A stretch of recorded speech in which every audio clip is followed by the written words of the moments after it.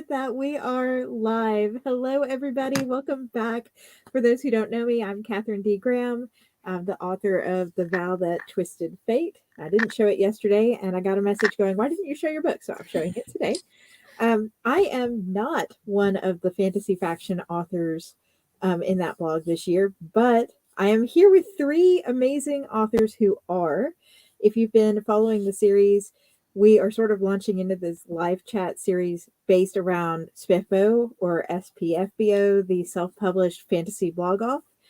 Today I've got Paul and Katie and Tori on. They are all three authors in the Fantasy Faction Assigned blog. So why don't you guys tell us a little bit about, for those who are tuning in, what I mean when I say you're in that blog and sort of how that all works. Katie, you want to take it away? Katie, I was gonna say. I guess I can go first. So how SPFBO's kind of divided is there's 300 books, so you got 10 blogs to take on 30 books, pretty much all the way up until November when they choose finalists. So our blog is Fantasy Faction, which is a first for me. I was in Book Nest last year, but they are not here this year. So very excited. Don't know how it's gonna go, but again, I didn't know how it was going to go last year, so that tracks. Yes, and there's a lot of really great books this year. If you guys would like to see all the ones that Fantasy Faction are following, I've got the link to that in the description box. And I'm realizing that I should have put Zach's link in the description box too. But I'm going to drop it in comments. I need to do that before the next live. Is just start adding Zach's is such a great visual reference of everything in the competition. It's a really great resource. Yes. So Zach is also, I think Zach's participating this year too, right? I don't think so. He's been in it before. I can't remember what year he was in last. I thought it was last year. 6. No, he wasn't in it last year. Yeah, I think it's 6. It might have been 6 with Threadlight. Mm-hmm. Awesome. And then he's just been on like the back end of everything. So yeah, just doing this out of the goodness of his own heart then. So hop over and give it a look. But he's got it set up to where you can filter the 300 books by by KU books and by audiobook and then by blog. And over the next couple weeks, I'm going to be doing more panels like this with other blogs as well. So you guys get to be one of the first 2 panels. So thank you for joining. For those who've never met you, never heard of you, why don't you tell us a little bit about yourself and the kind of books you write? Paul, Tori, one of you want to take it off first? Go ahead, Paul. Sure. My books are a mess. I started off writing my first 6-book series, which was a pretty crazy thing to do. Start off with your very first book being, it was going to be a 9-book series.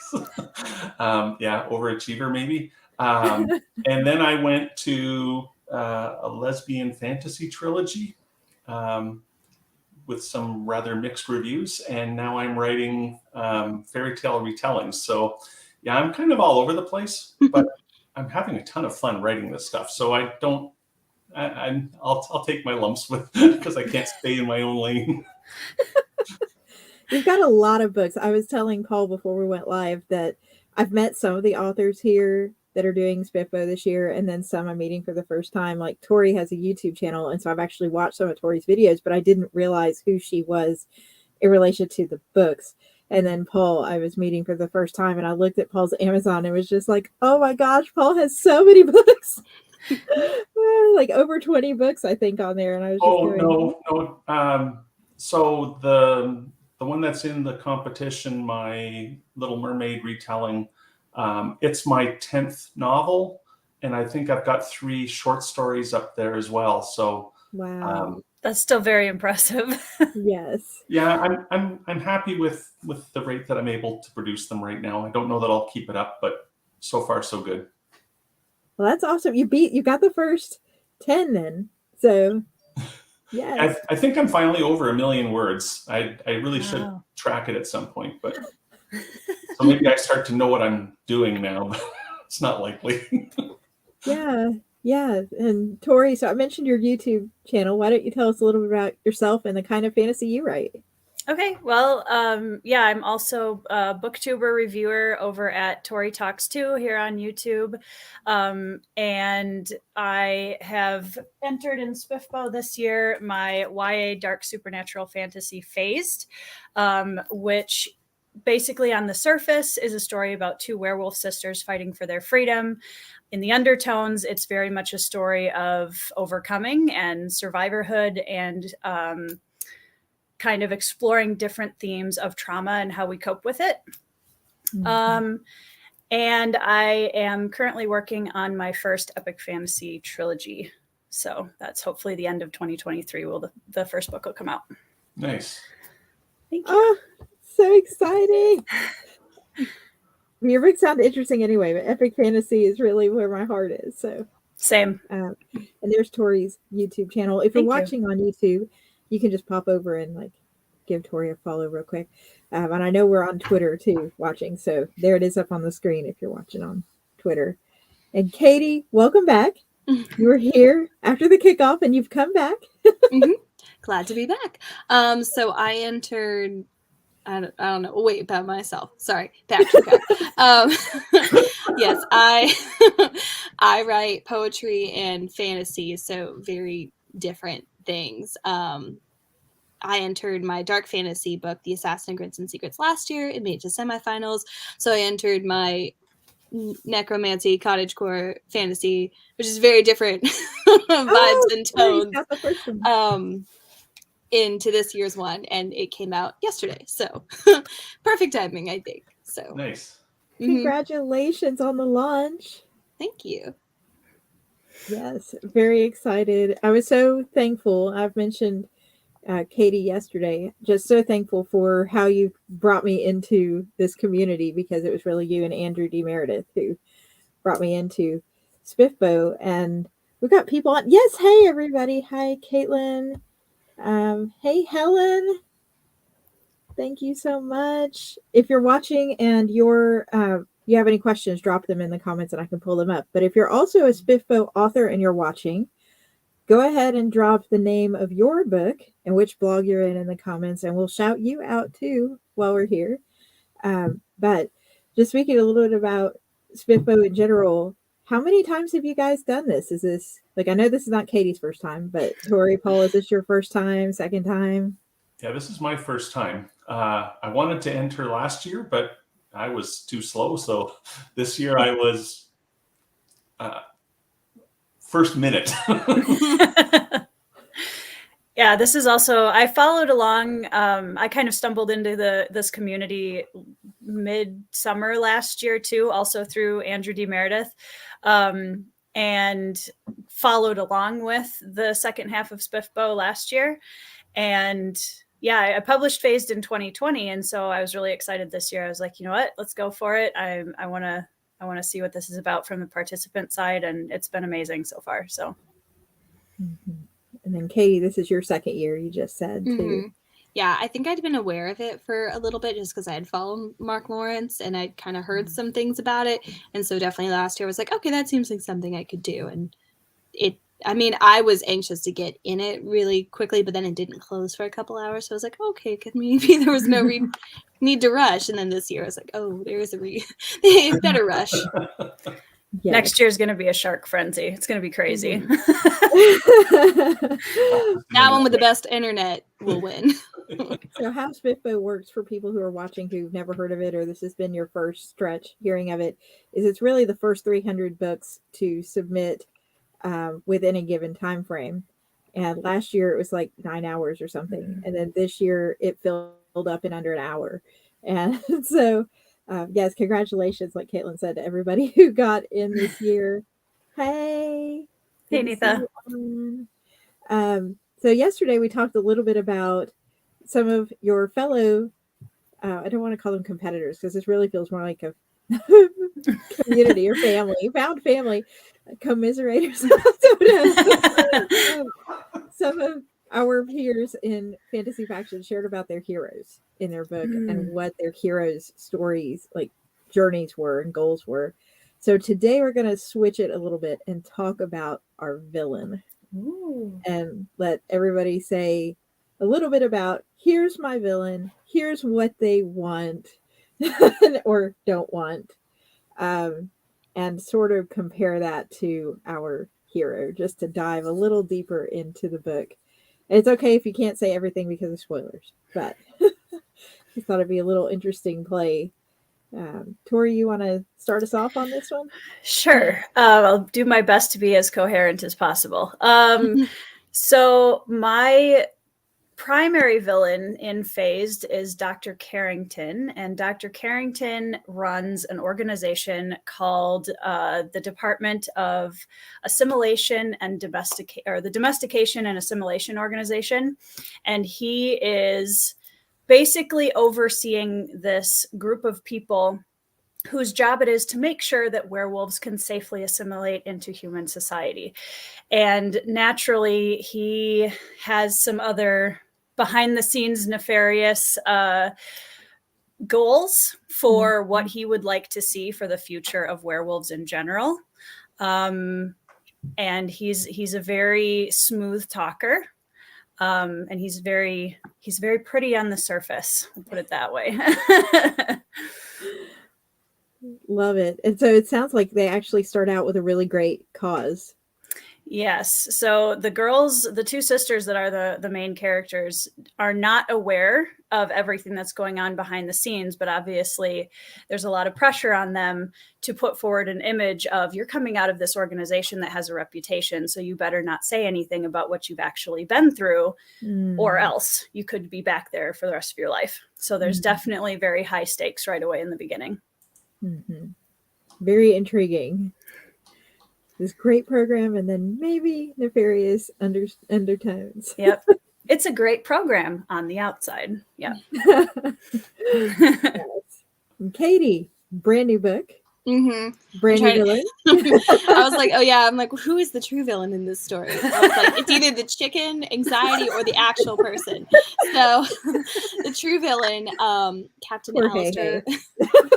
Captain Alistair McAddo. It's part of this group of blood gifted, which are the magical people, the people with magical powers in this group. And the organization is the Fa-Ishnit. I don't know how to pronounce it. I knew earlier, and then I was like, I completely forgot. Anyway, they are bent. Their primary goal is to just make sure that there's no abuse of blood gifted powers. Everyone's kind of staying in order, and in this little island, it's not as like strict as it is on the mainland, so there's just like these pockets of things, so it's more remote. But they go around hunting down bone weavers, who are the necromancers in this world, and that is the magical ability that's forbidden, and just anyone who has it is found and just taken away. So Morana, who is my main character, she is a bone weaver, and she's just been hiding with her and her husband Percy for several years, and just always being afraid of being found. And then one day they are found, so he's just bent on finding them for his own personal reasons, which become maybe clear later. I don't know. I tried. He's just more sadistic than anything else. Yes, the chicken is an antagonistic force for Morana. It likes Percy. She just does not like Morana. So there's that.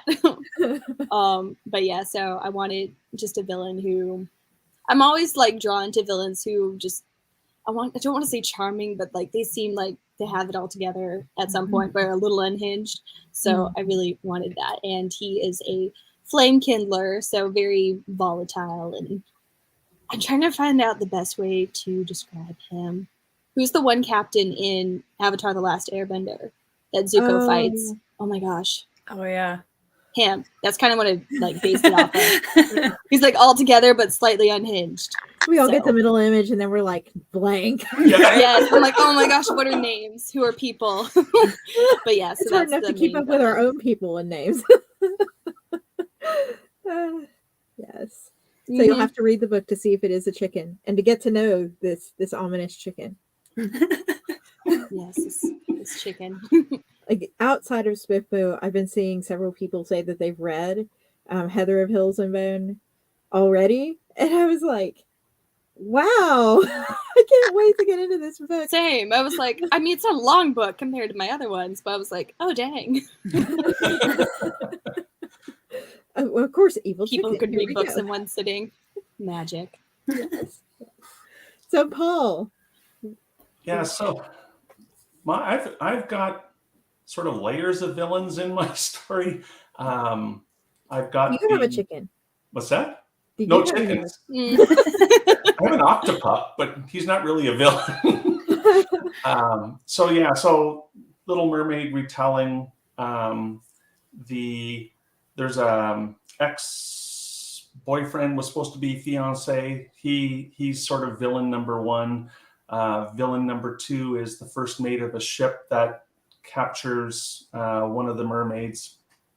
Villain number three is his captain, who is seeking to wipe out all mermaids from the sea that the story takes place on. And then there's the master villain who's behind this all, who I won't talk about only because it's hopefully it'll be a pretty big spoiler. Yeah. But so yeah, it's level up. The villains where I really like to have villains who are like up front and center throughout the whole story. These guys are kind of in the background and only show up for very small periods of time, and almost act like a MacGuffin to keep the story going for the four main characters. So I probably could have made them more villainous, but I mean they're pretty nasty as they are, I suppose. I mean, they're trying to wipe out all the mermaids and sirens, so that's pretty bad. Details. Yes, I do love though, because so often with Little Mermaid retellings, in tune with the story itself, there's usually the one really bad villain, and you know who it is. It's very straightforward. So adding in the small villains and keeping the big villain close to your chest, that's a hook right there. Yes. Yeah, they're fun. I really enjoyed writing them. I mean, compared to my epic fantasy, this is super fluffy, but I think of all the books I've written, I've had the most fun writing this one. So it's Yeah, that's great. So how do you guys feel about the fellow books that you're seeing in Fantasy Faction this year? There's a lot of great books and authors. That's what makes it hard. Go ahead, Katie. Oh, I was just going to say that's what makes it hard. It's just like kind of knowing who you're up against, or like you've seen books around of like, oh, I've heard good things about that. And then either like, how does my book stand up against that? That, you know, it's always hard because it's, who knows what the judges will like this year. I mean, Cozy won last year, so it's anyone's game. Yeah, it was funny because I knew kind of a little group that was all going into SPFBO together this year. And, you know, we did the live where we all got on Andrew's live stream and put in our entries at the same time. And it was super fun. Everybody was super excited. And I have friends spread through pretty much all of the blogs now, but it was funny because I remember when the Fantasy Faction one came up, I was like, oh my gosh, like the biggest clump of the people I know all got put in the same Fantasy Faction blog, which is like super fun, but also you're like, good luck. You know, like it's this really weird, and like you said, I mean, it's not cutthroat over here. Like everybody's just not excited. Until the end. Right, exactly. when it was Chiago and I was like, all right, then the nice. friendships and are just off. holds like a knife in the other hand and smiles. It's kind of how it was. There were memes. It was fine, you know. And I want you to win, but I also want to win. So only again, it's like, one. It'll be short-lived. Everybody will be talking about this next year. I saw somebody on, was it Twitter or Discord, refer to our blog as the bloodbath already. I thought it was like something of death or something. Is what There's so many good books in this year, though. It's just been crazy and awesome to see. Just the overall quality of the competition and all the books that have been put in is awesome. Yes. So I know, Katie, you mentioned that this is your second first in series, so that's why this one was the one you picked to put in this year. Tori and Paul, how did you decide which book you were going to put in for SPFBO? Well, in my case, I had three choices. So I could have used the first in series for my epic fantasy, or I could have used the first in series for my lesbian dark fantasy.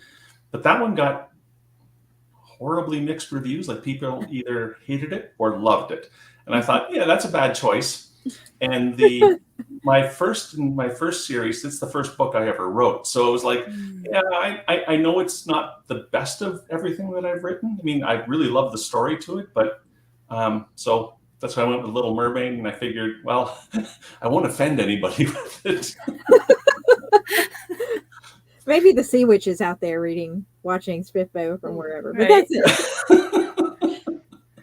it. Yeah. How about you, Tori? So I have kind of a weird writing career journey, and I wrote quite a few books when I was much younger, and self-published in my teen years. And then I took a really long break, went to college, met the boy, had the children, all of the things. And my kids are old enough now where I've really started to jump back into the next chapter of me being an adult writer now. And Phased was kind of my re-entry into writing, and it's the only one I have published now as an adult fantasy writer. So it was a pretty easy, well, it's either phased or phased. So but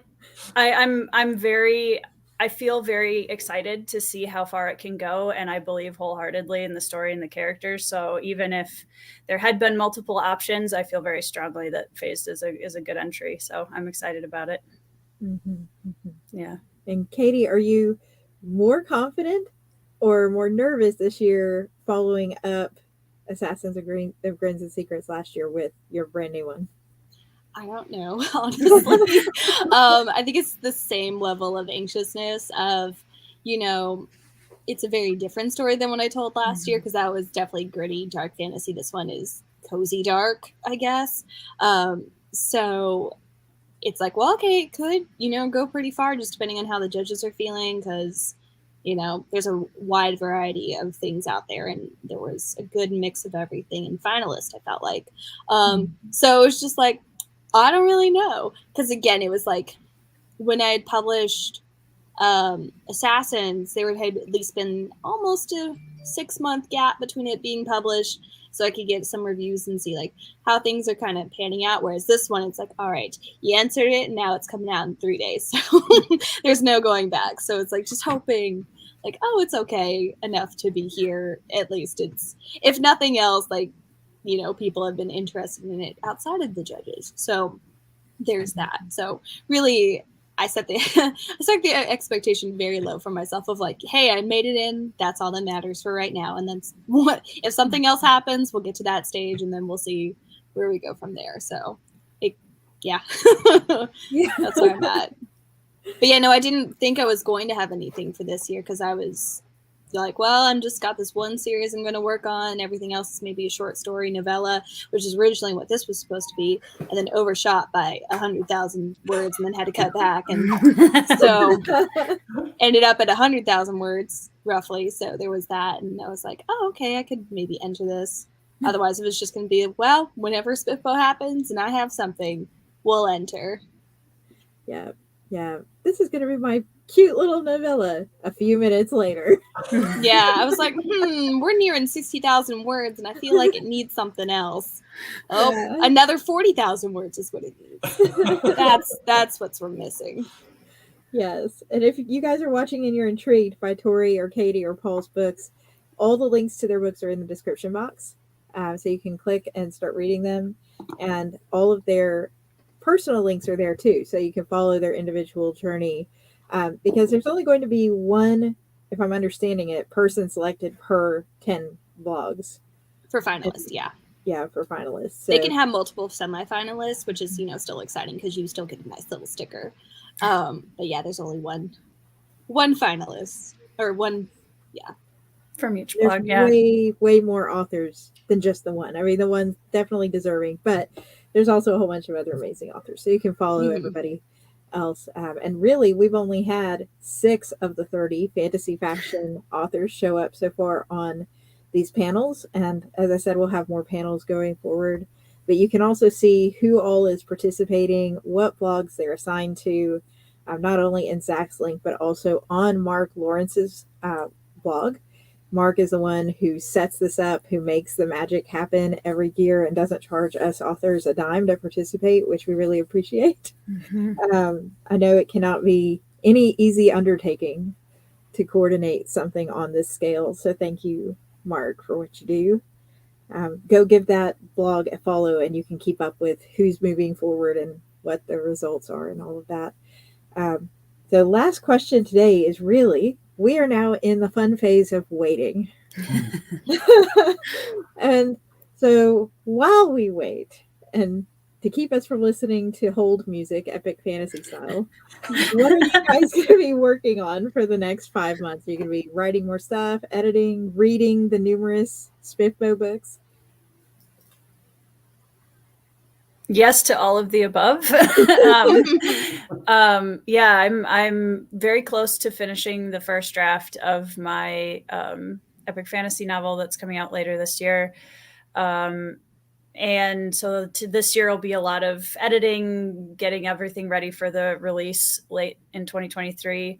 And I'm really excited to a lot of the books that are in SPFBO this year I've had on my TBR, and I'm really excited to start, focusing on some of those and putting up some more reviews and doing some author interviews. So it's gonna be hopefully a lot of things to keep us all busy in the next 5 months. How about you, Paul? What you got going? I've got 3 early start books that I've got going. I'm not sure which one I'm going to focus my time on. I'm just going to keep plotting them and see which one sort of catches my interest and says, yes, this is the one I need to run with. But I think I already know which one it's going to be, but we'll see how it goes. These damn fairy tales, they take on minds of their own. And they fit so well in with the universe, because all my stories, all 10 of my novels, they're all in the same universe, and they all connect in one way or another. So like even this Little Mermaid, it's in the exact same place where one of the books takes place for the whole duration of the novel. So I've got a bunch more of those, and they're all likely going to be werewolf type stories, even though one of them's an ugly duckling werewolf story. So yeah. Love it. Yes. Oh, at the beginning of this year, and I know this is sort of spinning off just a second, but at the beginning of this year, there was a panel where somebody mentioned weregeese, and whether or not there were going to be weregeese. That's and terrifying. I I don't like that. That seems worse than the If you're wolves. watching this, are you writing the weregeese book? Or was that just a challenge? I think it might have been Huckleberry Rock. That's a fantastic series with were-panthers. And I was going to say, it sounds like Banicula, but different. so now we're going to have were ugly ducklings. Yeah, no, it's just going to be the theme will be the ugly ducklings. It's going to be with werewolves and aware Great Pyrenees. She's the ugly duckling in the fit. Oh, I know which book I'm going to be looking forward to. Next. And Katie, what have you got going the next 5 months? You're always so busy. The goal is to revise my second book in my Greening Assassins trilogy, because I've been told it needs to be done. So, because it's been a while. So the goal is to publish next year, like end of 2024. It may be sooner than that. Who knows? So to do that, revisions, finish that up, hopefully this summer. And then I've got a couple short stories I would like to finish. Maybe a poetry book. I don't really know. Maybe The main one is book 2. And hopefully nothing else will happen. No new books. I mean, I have a ton of ideas that I could write, but I'm like, we need to stay focused on this one. Yes. Well, thank you all so much for hopping on and spending some of your Sunday afternoon with me. It was such a pleasure to meet you and chat with you.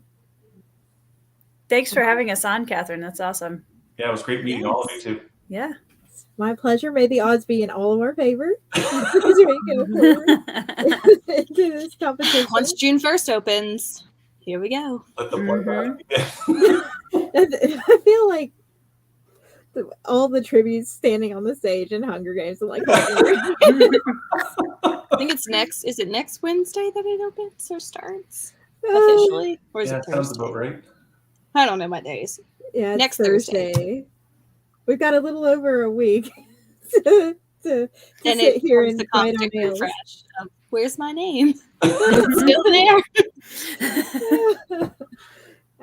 Yes. So good luck to everybody and everybody watching. If you'd like to meet more of this year's SPFBO authors, you can hit the subscribe button. I will be back tomorrow night at 7 with a different blog that's not Fantasy Faction. I think it's Fantasy Book Critic, which is my blog, so I should know. But I don't own the blog, but the one that I'm assigned to. Let me clarify. But yeah, we'll be back tomorrow night at 7 to chat some more. Have a great weekend, everybody. Good night, everyone. Bye, guys. Bye. Bye.